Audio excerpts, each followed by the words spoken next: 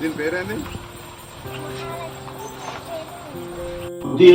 అంగారాన్నిరూప్య అదో ధామిన్యాదీత్య త్రిపర్యజ్ఞముత్వా అమరవడితి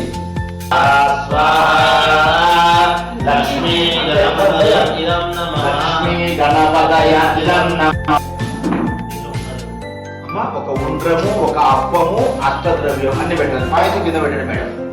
అందరూ కూడా చక్కగా తాగే నమస్కారం చేసుకోండి. లక్ష్మీ గణపతి స్వామి వారి